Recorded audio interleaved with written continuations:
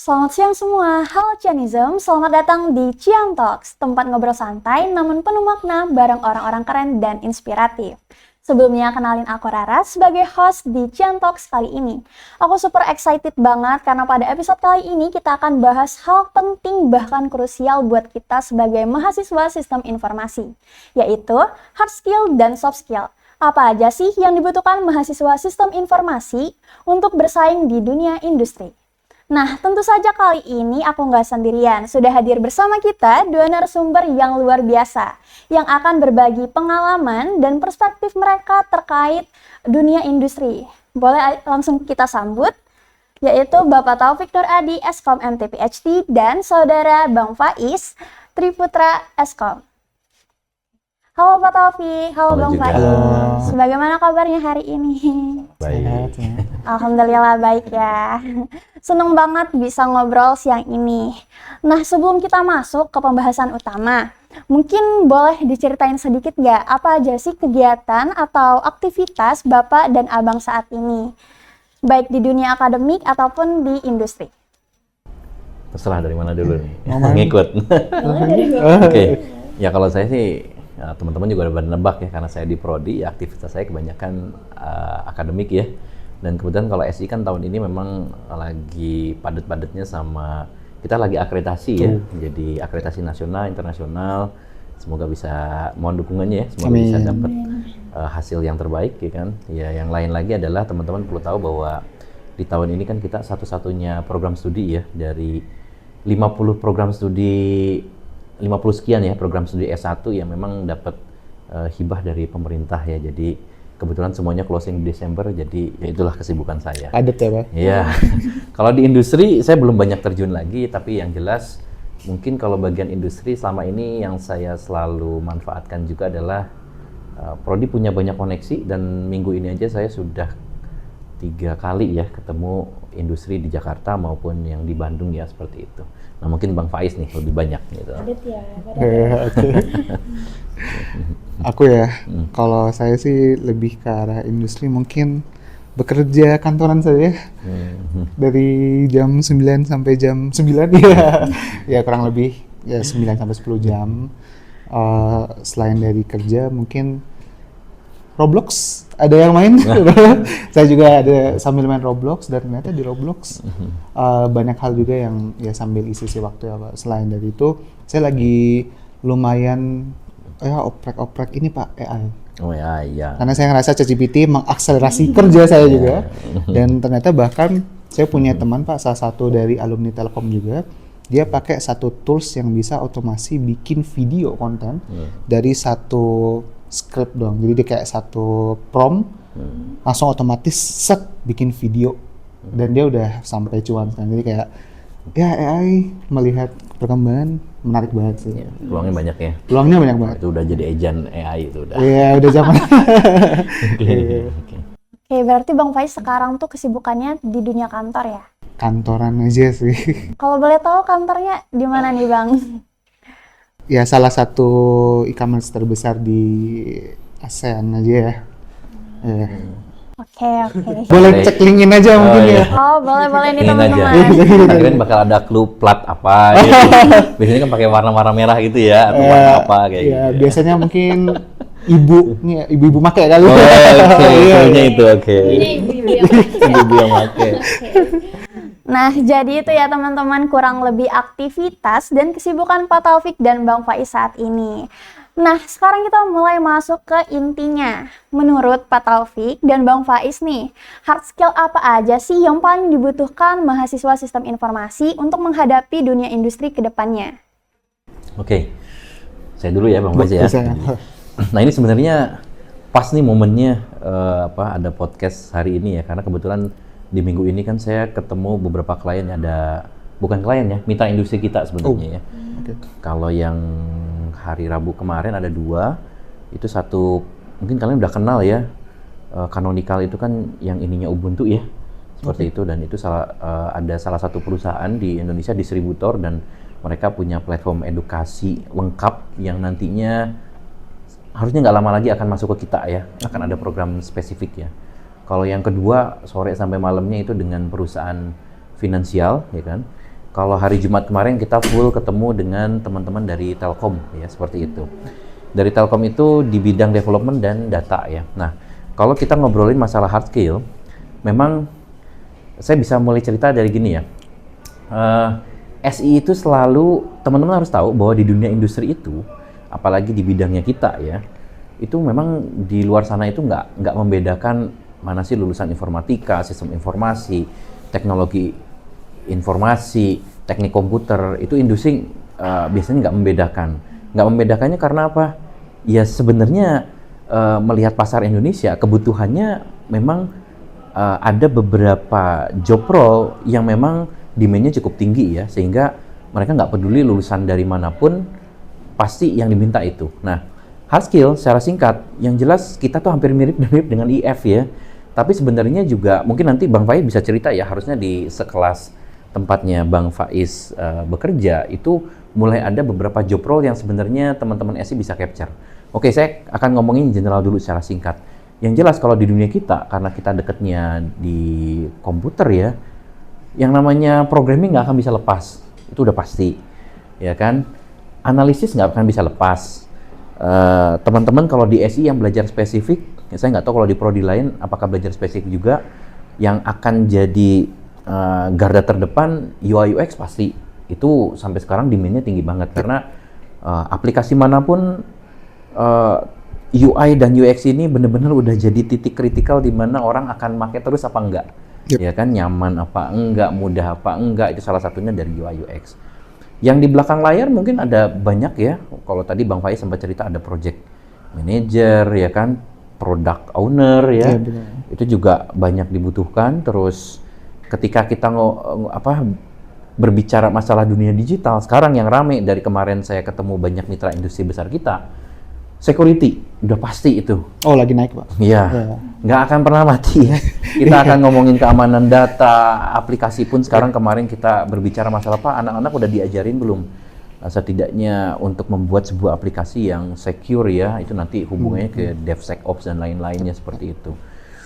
Itu sih kalau hard skill, ya hard skill lainnya lagi ya teman-teman mungkin bisa lihat ya di lowongan pekerjaan apa aja yang banyak dicari. Tapi memang kalau saya lihat di Indonesia, di luar pun sama, porsi terbesarnya memang masih yang sifatnya development ya. Di luar itu ada banyak yang masih berkaitan dengan development apapun itu ya. Itu pasti teman-teman tinggal cek, pastikan mengikuti dan coba memenuhi kriteria yang memang masih umum di Indonesia. Kalau dari saya itu sih, kalau hard skill masih belum banyak perubahan, apalagi di Indonesia ya kebutuhannya seperti itu. Mungkin nanti akan dilengkapi sama Bang Faiz nih yang spesifiknya seperti itu. Soft skill apa nih, Pak? Nah, kalau soft skillnya mungkin saya akan mengulang lagi nih, karena beberapa kali saya sempat menyampaikan dan ini kan Telyu itu kan termasuk yang paling rajin ya. Kita mengadakan industrial gathering setiap tahunnya. Nah, di tahun 2023, kenapa saya selalu berbicara tahun 2023? Karena waktu itu industrial gathering kita, terutama SI itu kebagian 3 perusahaan besar. Satu ke perusahaan telekomunikasi, yang keduanya adalah perusahaan e-commerce juga yang terbesar, yang warnanya seperti rumput ya. Tuh. Yang ketiga kita kebagian perusahaan yang warnanya kayak rumput tapi bidang transportasi ya, seperti itu. Nah, ada 3 hal nih yang perlu saya sampaikan ya. Jadi alumni kita secara umum sudah mampu bersaing ya, sudah cukup bagus. Tapi ada 3 hal yang perlu diimprove nih. Yang pertama, mereka sebagian besar menyampaikan, Pak, alumni Bapak nih udah bagus. Cuma yang pertama nih, teman-teman tampak harus dilatih nih untuk bisa memanage pekerjaan maupun manage SDM-nya. Artinya, nyambung yang tadi Bang Faiz sempat ceritakan, project management. Di project management itu pasti kita ngomong 2 tuh, orangnya dan pekerjaannya. Nah, itu tampaknya perlu banyak latihan, nggak cukup hanya perkuliahan. Itu akan nyambung dengan apa yang kita bicarakan di minggu ini ya, prodi dengan mitra besar. Kita akan banyak mendatangkan project dan case base ke mata kuliah ya. Karena kalau case-nya dari dosen, tampaknya teman-teman nggak akan apa-apalah gitu ya. Asumsinya tampaknya belum kerasa gregetnya, nggak ngerasa tingkat kritikalnya, seperti itu. Itu yang pertama. Yang kedua, itu kalau kita berbicara masalah teman-teman bekerja dalam grup ya, atau teamwork, itu kelemahannya ketika ditempatkan sebagai leader, ternyata nyambung yang nomor 1. Tapi kalau ditempatkan sebagai member atau anggota grup, itu hal yang perlu kita improve adalah, Pak, tolong dong anak-anaknya dilatih untuk bisa menghasilkan, ada 3 kata kunci nih. Solusi, alternatif, yang kreatif. Nah, itu berat semua itu sebenarnya. Iya, betul. Untuk ngasilin solusi, teman-teman memang harus banyak ngadepin banyak masalah dan mencoba menawarkan solusinya. Solusi alternatif itu hanya bisa ditempa dengan apa? Target yang tinggi, tapi kalian juga dihadapi dengan limitasi. Itu biasanya kita akan punya solusi alternatif ya, atau workaround-nya ya, seperti itu. Solusi alternatif yang kreatif, nah itu perlu banyak pengalaman tuh. Itu selain advance-nya lagi itu. Masalahnya kreativitas itu memang nggak mudah ya untuk dibentuk ya, seperti itu. Dan itu memang kita perlu pengalaman ya. Dan saya kan selalu menyampaikan kok ya, kalau di Prodi ada segitiga bermuda tuh, Prodi, mahasiswa, dan alumni ya. Nah, alumni kayak Bang Faiz nih, kita perlu ngobrol banyak, ngopi-ngopi supaya kita bisa tahu lah. Gitu. Nah, yang terakhir adalah kalau kita berbicara masalah lone wolf ya, bekerja solo. Ya, si teman-teman yang karakteristiknya solo karir katanya gitu ya. Nah, ini teman-teman itu memang perlu inisiatif tinggi nih, bahwa kalau kita mau ngadapin dunia yang makin kompetitif, inisiatif itu penting. Nggak cukup dengan, Pak, saya nggak cuma disuruh A, ngapain ngerjain C gitu loh. Seperti itu. Nah, nyambung dengan yang nomor 2 tadi, ketika kita nggak punya inisiatif tinggi, pada akhirnya kita selalu punya prinsip gini, kalau yang lain bisa, ngapain saya bisa gitu kan. Sayangnya di level kita, Telkom University dan program studi S1 Sistem Informasi yang alumni sudah cukup banyak dan mulai dikenal, kayaknya kita perlu sedikit agak show off deh untuk menunjukkan bahwa kita juga bisa dan sebenarnya kita mampu bersaing lah, seperti itu. Yang pada akhirnya, terakhir nih Bang Aris ya, Bang Faiz ya, itu saya tuh Prodi sempat penasaran. Kita mencoba melihat data alumni kita yang dianggap cukup sukses ya. Ternyata profil-profil yang muncul adalah bukan lahir sebagian besar ya, bukan lahir dari teman-teman yang punya akademis yang bagus banget. Tapi yang justru yang di tengah-tengah nih yang muncul. Kenapa? Akhirnya muncul 3 benang merah nih. Pertama, mereka punya kemampuan fast learning. Nah, fast learning ini itu akan menjawab pertanyaan teman-teman yang selama ini juga ditanyakan ke saya, Pak, kenapa sih kok di beberapa perusahaan besar itu ada loh orang-orang yang memang bukan di bidangnya, tapi ditempatin di posisi penting untuk memimpin yang itu bukan bidangnya. Bisa jadi mereka punya kemampuan fast learning ini ya, artinya walaupun bukan bidangnya, toh juga kita kan tidak bekerja sendiri ya. Kemampuan untuk mempelajari sesuatu dengan cepat itu ternyata jadi salah satu yang muncul tuh jadi benang merahnya. Yang kedua, adaptability, kemampuan beradaptasi, kemampuan untuk bekerja dengan siapapun itu penting. Sayangnya kalau saya coba hubungkan dengan apa yang kita hadapi di SI, tampaknya kelompok-kelompok kecil ini masih menjadi grup-grup yang eksklusif, bahwa saya hanya cocok ke kelompok ini aja kayak gitu. Ketika kalian nanti kerja di perusahaan, terutama yang bagus-bagus, itu tampaknya kita nggak bisa milih atasan, nggak bisa milih rekan kerja, kita nggak bisa milih juga kliennya seperti itu. Kita harus benar-benar bisa kerja dengan siapapun, dan itu bisa menunjukkan pinter yang skupnya besar ya, luas ya, bukan hanya sekedar pinter di atas kertas ya kan. Nah, yang ketiga, PR kita ada di good communication skill. Itu ada 2 PR-nya. Di bahasa Inggris atau bahasa asing, yang kedua adalah kemampuan presentasi. Nah, kemampuan presentasi saya contohkan. Ini ada masukan dari mitra industri besar kita juga, well known lah kalau saya sebut namanya. Beliau ini menceritakan, ngasih satu contoh, Pak, alumni Bapak ini bagus, mau kita promote. Kita kasih challenge. Bro, coba presentasi sih ke salah satu direktur perusahaan ini, ya kan? Dan kalau berhasil, oke, kita promote deh, kita dukung ya. Sayangnya belum berhasil. Kenapa? Nah, ini akhirnya bisa diceritakan ya. Saya sempat tanya, emang masalahnya di mana? Ya, yang namanya presentasi ke orang yang punya waktu seharian dengan ke orang yang cuma punya waktu 5-15 menit, itu pasti akan beda. Kita pasti akan menentukan prioritas apa yang akan kita cantum atau kita sampaikan, dan cara kita mempresentasikan atau menyampaikan atau mengkomunikasi juga pasti berbeda. Dan bahkan itu ada framework-nya, Pak. Betul. Untuk presentasi. Yes. Itu sih kalau ngomongin soft skill, rasanya 3 hal tadi, fast learning, adaptability, dan communication skill ya, seperti itu. Nah, ini mungkin nanti dilengkapi sama Bang Faiz yang benar-benar masih in touch dengan dunia nyata ya, industri seperti itu. Silakan Bang Faiz.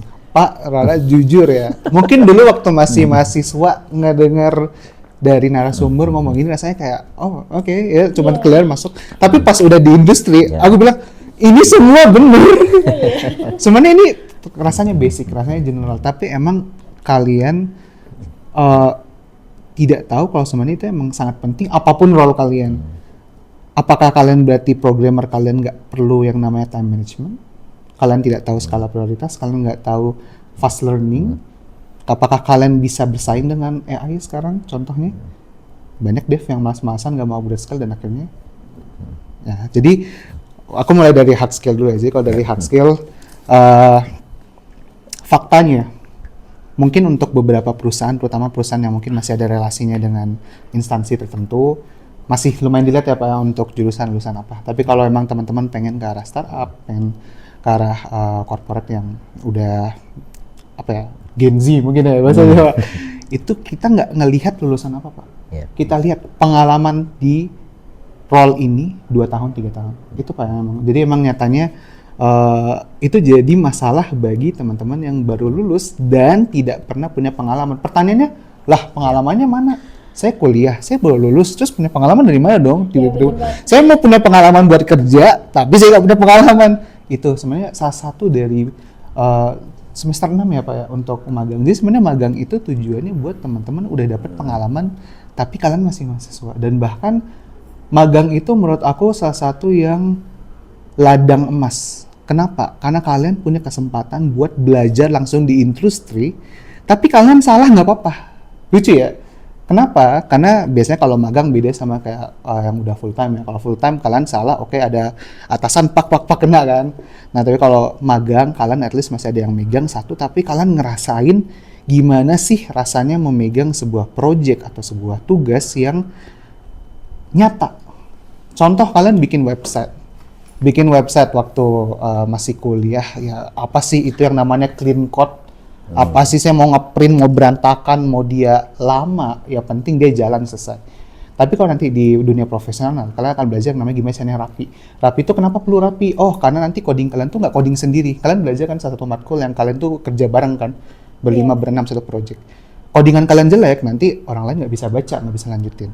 Kalau codingan kalian terlalu lambat, nanti berarti projectnya makin lama nanti dari sisi user gimana. Itu jadi kayak pengalaman industri itu adalah tempat buat kalian tuh belajar buat oke, ini ternyata hal yang saya pelajari di kuliah itu kepake, itu diadaptasinya di situ. Nah, makanya sebenarnya kalau aku sih dari dulu tiap kali ada kayak teman-teman yang nanya, bang aku baru semester 2, 3, aku gimana ya enak nih, aku magang atau gimana? Aku jujur kalau bisa magang aja.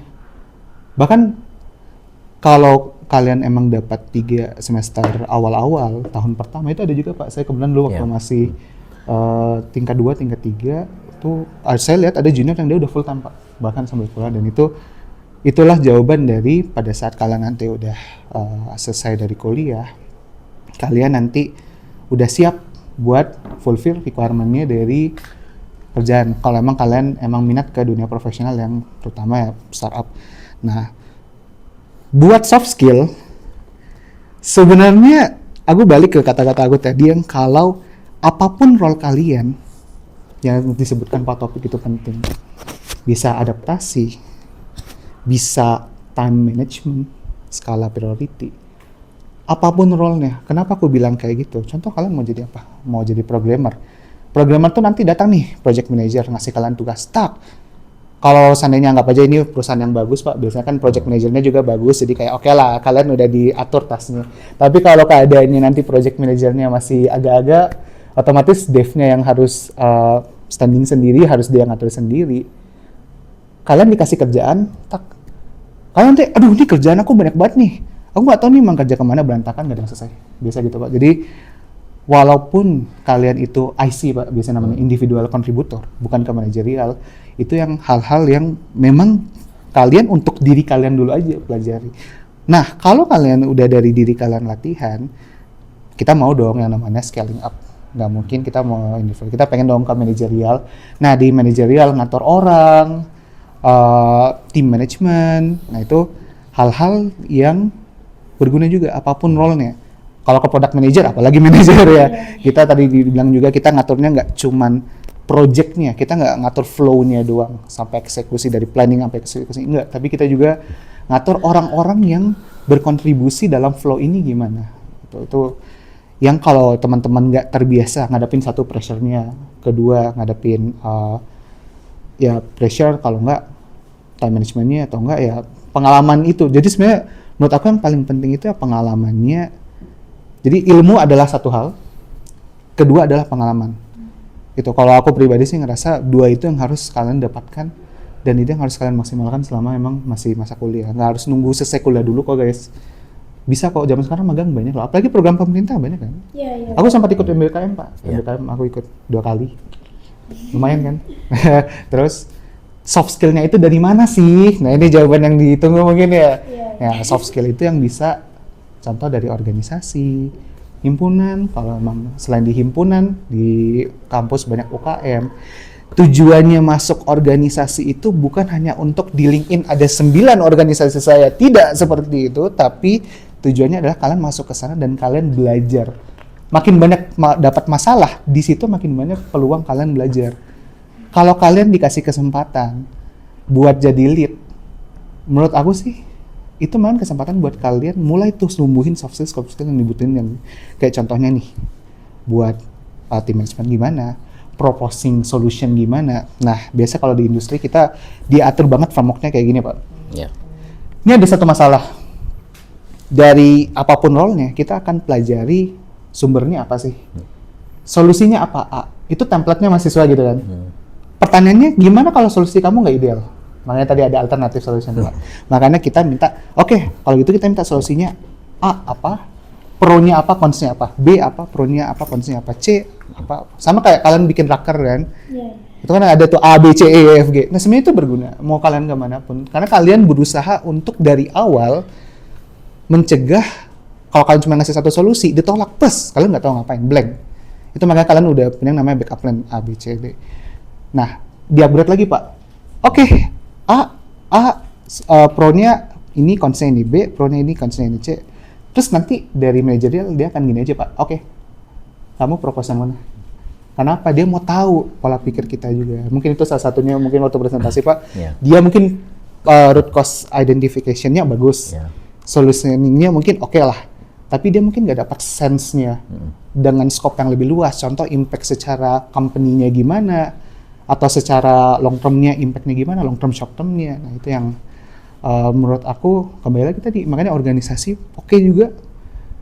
Tapi yang paling penting adalah kalian masuk ke suatu tempat, kalian aktif dan memang melakukan sesuatu di sana. Jangan kayak cuman ikut-ikut banyak tapi malah kalian nggak aktif, dan itu yang menurut aku sayang banget. Sayang banget gitu. Nah nanti ada beberapa yang mau saya tambahin, 4 singkat aja ya, kayak gitu. Soalnya banyak banget yang disampaikan Faiz. Itu tampaknya saya harus menekankan kembali ya buat teman. Oke, boleh Bapak tadi mau nambahin apa? Oke. Jadi tadi Bang Faiz udah nambahin banyak hal yang bagus ya. Tadi saya sempat buka-buka beberapa catatan saya di WhatsApp dan saya coba susun kembali. Jadi pertama tuh yang Bang Faiz sampaikan, kalau zamannya Bang Faiz dulu belum ada mata kuliah caption, dan kita itu ada kewajiban dari akreditasi internasional kita terkait MK Caption, dan MK Caption sekarang itu akan menempa melatih apa yang Bang Faiz sampaikan. Jadi teman-teman di sini ada yang udah ikut Caption belum? Oke. Caption Project. Caption Project. Nah, Caption Project ini kan yang sekarang tambah ketat ya ketimbang dulu ya. Tambah ketatnya di mana? Pertama, case-nya harus real. Itu yang pertama. Yang kedua adalah multidisiplin, ya, berkelompok maksimal 3, multicultural juga. Dan yang dilatih di sana adalah critical thinking ya. Karena kan di Caption setidaknya dari laporan maupun dari rubrikasinya itu teman-teman setidaknya harus menawarkan lebih dari satu solusi alternatif.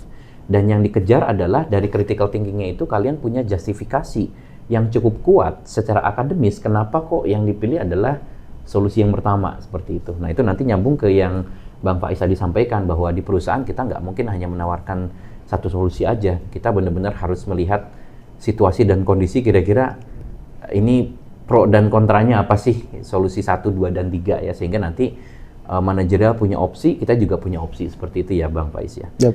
Caption, nah manfaatkan sebaik mungkin ya. Jadi tadi ada kata-kata yang bagus dari Bang Faiz ya, kalau bisa apapun yang kalian lakukan di kampus itu memang kalian benar-benar melakukan itu dan ngambil banyak pelajaran ya. Artinya belajar dari apa yang kalian lakukan. Nah itu rasanya kampus tempat paling aman sih Bang Faiz ya, betul, untuk untuk melakukan apapun eksplorasi. ya, untuk eksplorasi. Nggak ada ceritanya yang langsung dipecat atau seperti apa, atau punya konsekuensi yang kritikal. Tadi Bang Faiz juga sempat menggarisbawahi itu ya. Itu yang pertama. Yang kedua, ini juga selalu saya sampaikan dan ternyata dunia mitra industri kita juga banyak sepakat nih. Generasi teman-teman ketika kehadiran AI yang luar biasa, alasan tidak tahu dan alasan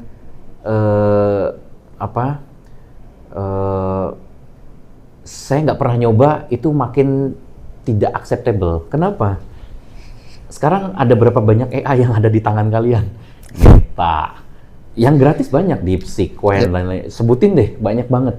Artinya kalau sampai nggak tahu, wah kebangetan banget lah di zaman sekarang. Bahkan dari nol pun orang tinggal copy paste, misalkan hasil AI-nya pun kalian nggak ngerti gitu ya. Balikin lagi, tolong jelasin ini udah. Jelaskan ini, Bang. dengan bahasa sederhana. Yes, gitu. Saya bahkan pernah ngomong pakai bahasa bayi. Iya. Nah itu sampai muncul istilahnya generasi teman-teman ini disebutnya adalah generasi yang tersesat di keberlimpahan. Informasi flooding itu udah luar biasa. Cuma teman-teman bingung harus mulai dari mana dan harus ngapain. Tampaknya dengan AI yang ada sekarang ya, yang kita kenal itu bisa ngebantu kalian harus ngapain. Jadi nggak ada ceritanya lagi. Ya Pak, datang misalkan ke saya atau ke siapapun, saya nggak tahu harus ngapain. Itu udah keterlaluan banget kalau menurut saya. Itu yang kedua. Nah, yang selanjutnya ada lagi nih teman-teman. Ini saya perlu nyampaikan berkali-kali ya, bahwa Prodi pun menghadapi dua kategori orang kalau kita ngomongin SDM ya, apapun itu. Di mahasiswa pun seperti itu. Yang pintar banget dan yang biasa banget. Masalahnya apa sih? Yang pintar banget, ini kejadian ketika Prodi nanganin mahasiswa-mahasiswa yang sebenarnya saya pikir mereka pintar, ya. Pintar sebenarnya nggak ada masalah akademik dan lain-lain. Cuma yang selalu kita hadapi adalah begini, teman-teman yang pintar ini ternyata hanya bisa bekerja dengan yang selevelnya, hanya yang pintar aja. Balik lagi yang tadi saya sampaikan, di dunia industri, kita nggak bisa milih atasan kita siapa, rekan kita siapa, ya kan?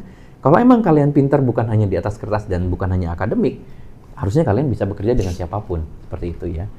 Ya walaupun saya paham ada batasan-batasannya seperti itu. Nah yang pintar ini juga masalah yang sering dihadapi adalah overthinking, itu udah pasti. Sekarang tuh dominan banget. Hati-hati teman-teman ya, yang pintar banget ini overthinking itu bisa membuat kalian justru malah kalah dengan orang yang biasa aja. Kenapa? Pada akhirnya overthinking kalian akan membuat dua hal. Ketakutan kalian itu akan membantu mewujudkan ketakutan kalian sendiri, ya. Yang kedua, ketakutan kalian yang sudah melebihi batas justru akan membuat kalian berhenti untuk tidak melakukan apapun. Jadi berbeda, blocker. iya, berbeda dengan teman-teman yang biasa-biasa aja yang justru malah berprogres ya seperti itu. Nah, yang selanjutnya adalah teman-teman yang biasa banget. Ya, kalau yang pintar tadi seolah di atas kertas, di atas angin, dunia harus ngikutin mereka. Sayangnya dunia tidak bekerja sesuai dengan harapan atau keinginan mereka. Yang biasa banget, itu istilahnya sampai ada kayak gini. Nggak pengen ngapa-ngapain, tapi pengen seluruh isi dunia. Bahkan dunia pengen ngikutin mereka gitu loh. Dengan nggak ngapa-ngapain. Itu masalahnya, ya. Singkatnya. Nah, yang terakhir yang bisa saya sampaikan adalah industri kita yang besar-besar itu nanti kecenderungan untuk rekrutasi itu adalah, saya hanya menekankan ke apa yang Bang Faiz sampaikan, portfolio based recruitment. Bentuk portofolio kalian, ambil banyak pengalaman magang dan lain-lain, karena dengan kalian punya banyak pengalaman dan itu terlihat dari portofolio kalian, itu akan sangat membantu kalian bisa meng-capture opportunity yang bagus-bagus seperti itu. Ya, karena mitra industri kita sekarang yang besar-besar, nggak salah kalau mereka menginginkan mahasiswa yang sudah kuliah, tapi bisa langsung diajak lari di operasional, seperti itu. Itu ya singkat dari saya. Ya, silakan lanjut. Oke, menarik banget. Pasti teman-teman Cianizom di sini jadi lebih tercerahkan lah ya dari jawaban Pak Taufik sama Bang Faiz tadi. Nah, mungkin sebelum kita tutup, aku mau nanya satu hal terakhir nih. Harapan Bapak dan Abang untuk mahasiswa sistem informasi ke depannya itu apa sih? Baik dalam hal pengembangan diri, atau etos kerja, ataupun kesiapan menghadapi industri. Aku dulu kali ya Pak ya, gantian ya. Iya. Ya. Kalau aku pribadi sebagai alumni ya nggak baru beda 4 tahun ya. Ya masih kurang lebih nggak terlalu jauh dari teman-teman. Tapi kalau aku mau ingatin, sebenarnya Pak Topik udah bahas tadi. Kalau kuliah itu nggak lama guys. Tiba-tiba udah wisuda selesai. Jadi kalau nggak dimaksimalin selesai kuliah, kalian akan kenyataannya menghadapi orang-orang yang bisa saja memaksimalkan kuliah mereka dan kalian namanya waktu nggak bisa diulang ya. Kalau bisa diulang, saya mau balik ke SD lagi Pak, main-main aja. Nah jadi karena waktu nggak bisa diulang, maksimalkanlah sebisa mungkin. Nggak harus banget kalian juga jadi gila-gilaan masuk organisasi semua, masuk lab semua, enggak. Tapi kalian bisa melihat kalau nyatanya industri itu kejam. Kalau saya ngomongnya kejam ya, karena kalau kalian banget pure cuman kuliah, semua orang kayak gitu Pak. Semua alumni kampus itu cuman kuliah. Jadi kalau kalian nggak ada yang berbeda dari mereka, terus apa value kalian? Sebagai perusahaan kan pasti mikir, kenapa saya harus pilih kamu? Ya kan? Kesannya kan kayak sombong banget nih. Tapi emang kenyataan gitu. Kalau kalian punya bisnis kan pasti sama. Kalau ada beberapa kandidat, ngapain saya pilih dia dibandingkan yang lain? Gitu. Jadi maksimalkanlah waktu kalian yang ada. 4 tahun itu cepat loh. Per 1 semester aja ini tiba-tiba teman-teman udah semester 5 ya. Yeah. Kemarin kayaknya masih happy-happy jadi PKKMB. Sekarang masih kan? Ya saya juga merasa kemarin saya baru datang ke Bandung, Bandung. Udah sekarang udah kerja, nggak kerasa udah lumayan lama juga. Gitu. Jadi dimaksimalkan. Terus teman-teman, aku pengen banget tekanin yang namanya magang sih Pak, jujur, karena kayak itu lebih relate. Tapi sebenarnya saya nggak bilang kalau magang itu yang paling impact, karena bahkan magang tapi tidak maksimal, kalian malahan tidak mau inisiatif. Karena terkadang kita sebagai mentor Pak yang full time, kita punya intern, kita ngasih kerjaan juga terkadang lumayan kasihan Pak.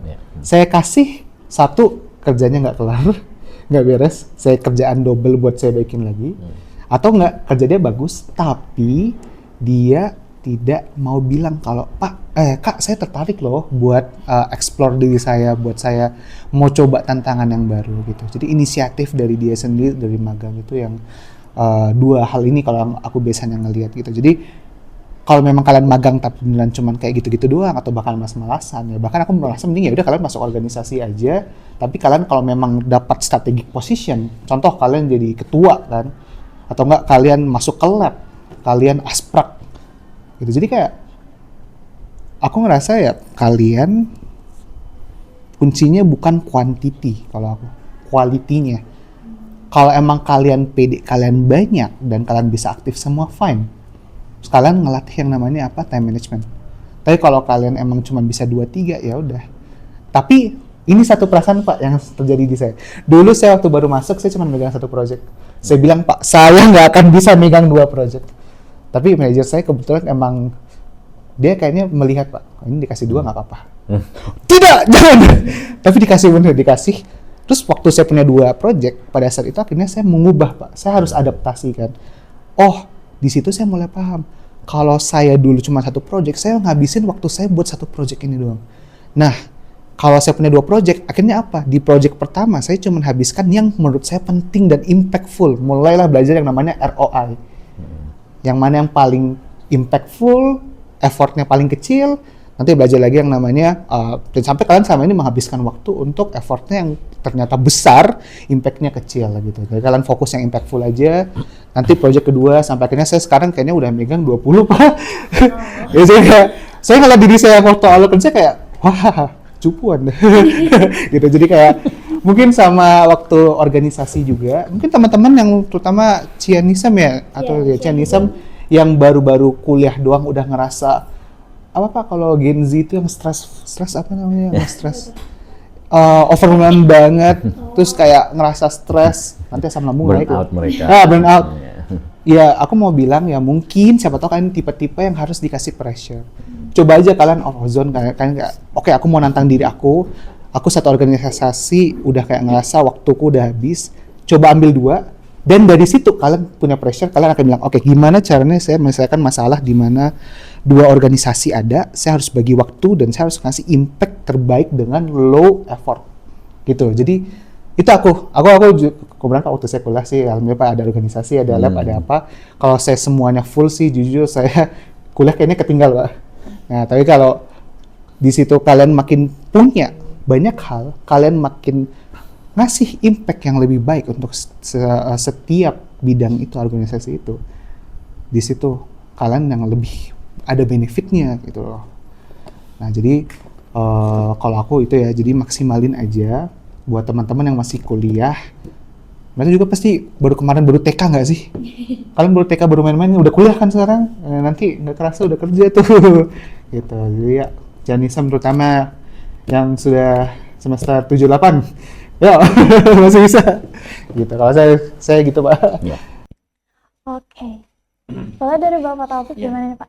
Kalau dari saya kayak gini, dari banyak yang tadi disampaikan Bang Faiz ya, pengalaman saya juga sebelum akhirnya memutuskan jadi dosen, saya sekitar lebih dari 10 tahun ya di dunia industri, dan kalaupun sekarang di pendidikan ya masih berhubungan juga dengan mitra industri, itu kita nanti akan lebih banyak menemukan di posisi di mana bisa nggak bisa harus bisa gitu ya. Kenapa? Ya teman-teman nanti bayangin kalau saya kasih contoh ya, apakah nanti teman-teman pada saat masuk ke dunia kerja, dunia industri, kalian akan cukup lantang bilang ke bos, ke klien atau apa, sorry bos nggak bisa gitu loh, atau saya nggak mau sama sekali gitu. Rasanya nggak ya. 90% atau ya sebagian besar pasti kita akan berusaha terlebih dahulu ya, sebaik mungkin sebelum pada akhirnya bilang nggak bisa ya, seperti itu. Ya ujungnya yang tadi Bang Faiz sampaikan bahwa ketika teman-teman masih kuliah di universitas, itu sebenarnya belum seberapa, dan itu kesempatan terbaik teman-teman untuk bisa melatih diri ya, membiasakan bisa menyelesaikan sesuatu yang memang jadi tanggung jawab kalian, yang bisa jadi belum tentu itu adalah hal yang nggak pernah bisa diselesaikan. Cara mudahnya adalah gini, SI udah punya banyak alumni, udah ribuan kakak kelas kalian ya berhasil lulus gitu. Artinya kuliah itu bukan sesuatu yang nggak bisa diselesaikan. Bahkan kalau teman-teman bisa ketemu, saling cerita kayak Bang Faiz ini, ya pada akhirnya nanti kalian mulai menemukan, oh ternyata Bang Faiz nggak hanya kuliah aja. Oh ternyata teman-teman yang kuliah sambil di himpunan, sambil nge-lab juga, sambil ngambil beberapa project, ya Bang Faiz masih ada di sini ya. Masih itu yang tadi masih hidup ya. Ya itu yang tadi Bang Faiz bilang, 4 tahun nggak kerasa kalau kalian kuliah tiba-tiba kayak Bang Faiz ya, tiba-tiba podcast gitu ya. Nggak akan kerasa, dan pada akhirnya memang kita harus jalanin semua, dan tampaknya nggak perlu takut untuk ngambil pilihan ya. Justru malah yang salah saya selalu sampaikan nih ketika nanganin teman-teman yang senior-senior kalian nih yang kuliahnya cukup lama, saya selalu bilang bahwa yang salah itu bukan ketika kalian milih dan akhirnya bukan gagal ya, belum berhasil ya gitu ya. Tapi yang salah itu ketika kalian memilih untuk berhenti gitu loh. Yes. Karena kalau berhenti, kita udah tahu mau sehari, 2 hari, seminggu, 1 bulan, 2 bulan, setahun, 2 tahun, hasilnya bakal sama. Kalian udah tahu bakal gagal gitu loh. Kalau kalian memilih untuk mencoba, itu tandanya kalian masih hidup dan kalian tampaknya masih punya banyak peluang untuk sukses. Makanya ada satu hal pesan dari teman saya yang cukup bagus, bahwa ketika kita milih terus jalan, memutuskan untuk tetap melakukan, mencoba, itu kita ada 2 pilihan atau 2 hasil juga ya. Bisa berhasil, atau kalau istilah teman saya bukan gagal, tapi kita bisa dapat pelajaran dari sana. Okay. Karena orang yang mencoba itu tampaknya nggak pernah gagal, justru malah dapat pelajaran. Itu yang pertama. pesan yang kedua adalah kayak gini. Ini baru saya dapat juga dan cukup menyentuh buat saya ya. Rasanya kalau di Indonesia semuanya kita punya pegangan agama ya, bahwa apapun yang terjadi di dunia ini bukan random, bukan kebetulan. Ketika apa yang kita pilih berhasil, artinya Tuhan mengizinkan.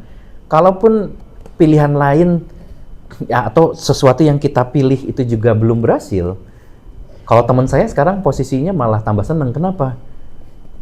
Karena itu udah keputusan Tuhan, dan rasanya kalau kita percaya sama Tuhan, harusnya kita nggak perlu bersedih gitu loh.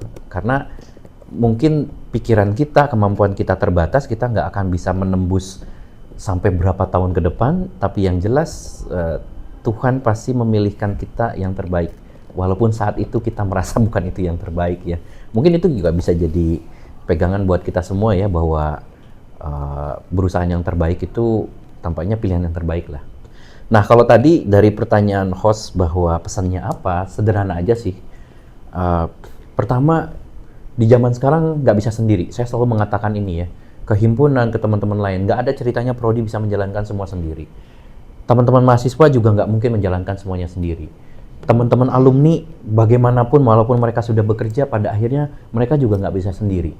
Bahkan ketika ketemu, pengalaman saya juga, kita ambil yang terakhir aja, ketika ketemu teman industri kemarin, ya Pak, kita udah nggak bisa sendiri. Kita harus bareng-bareng, kita perlu resource dari teman-teman di universitas, dan itu kita butuh istilahnya nurturing atau bisa mendapatkan lebih awal, bisa membekali dari awal, sehingga nanti sebelum lulus kita udah bisa punya talenta-talenta yang cukup ready, ya kan, seperti itu.